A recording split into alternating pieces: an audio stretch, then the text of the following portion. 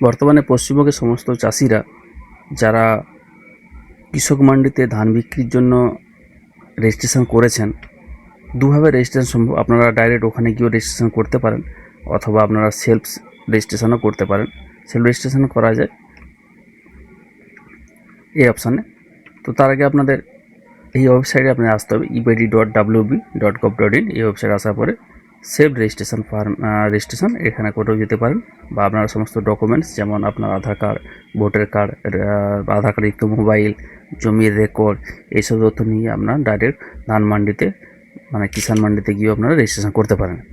দুটো অপশান আছে, আপনারা সেলফ করতে পারেন বা ওখানে অফিসিয়ালি ভিজিট কী করে আপনারা করতে পারেন। রেজিস্ট্রেশন করার পর আজকে যেটা আলোচ্য বিষয় ছিল যে আমরা সার্টিফিকেটগুলো ডাউনলোড করবো কী করে, যাতে সেলফ রেজিস্ট্রেশন করেছেন বা কিষাণ মান্ডিতে রেজিস্ট্রেশন করেছেন, বা যাদের রেজিস্ট্রেশন সার্টিফিকেট ছিল হারিয়ে গেছে বর্তমানে, তারা কি করবেন, তারা কীভাবে পাবেন, আজকে আমি সেটাই দেখাচ্ছি আপনাদের। চলুন আজকে আমি ওটাই দেখাচ্ছি কীভাবে ডাউনলোড করবেন। যদি কোনো সমস্যার সম্মুখীন হন অবশ্যই আমাকে কমেন্টে জানাবেন।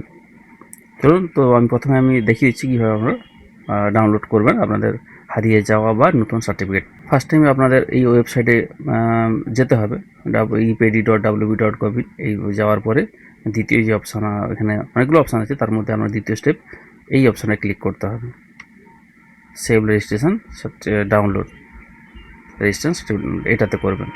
এটাতে করার পরে আপনাদের যখন আপনারা এতে ক্লিক করবেন, আপনাদের কিছু অপশান আসবে। দেখুন এখানে কিন্তু দুটো অপশান খুলে গেছে।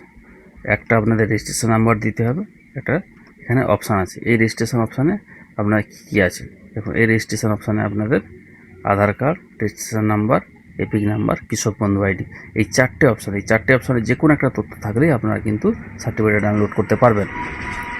যারা নতুন করেছেন তাদের তো রেজিস্ট্রেশন নাম্বার অবশ্যই থাকবে। সেভ রেজিস্ট্রেশন করলেও আপনাকে একটা রেজিস্ট্রেশন নাম্বার আমার ফোনে মেসেজ এসে যাবে, বা অফিসিয়ালি ভিজিট করে যখন আপনারা রেজিস্টার করছেন সেখানেও আপনাদের সেম হিসাবে একটা হয়তো আপনাদের কাগজ দেওয়া হবে, বা আপনাদের ফোনে মেসেজ যাবে থাকবে।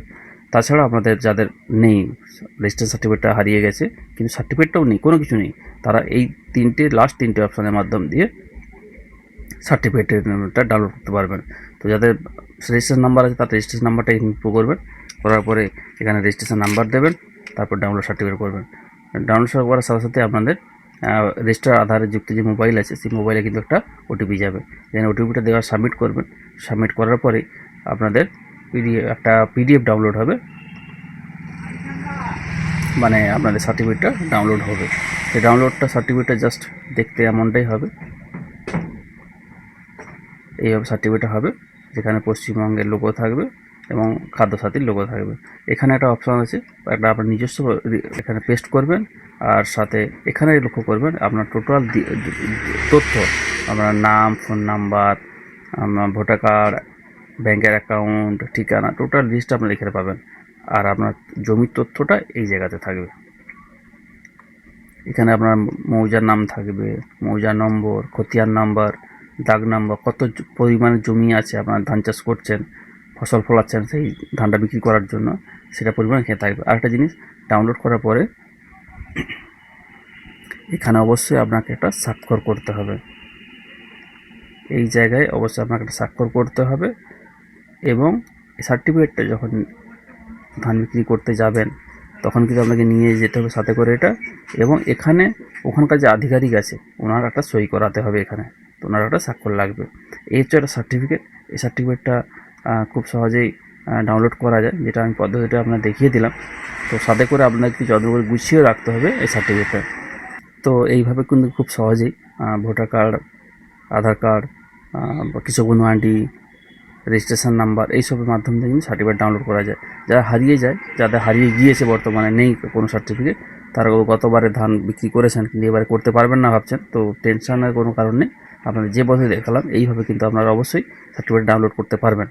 এবং ডাউনলোড করতে যাওয়ার সময় যদি কোনো সমস্যার সম্মুখীন হন অবশ্যই আমাকে কমেন্ট করে জানাবেন, আমি কমেন্টে অবশ্যই রিপ্লাই দেবো।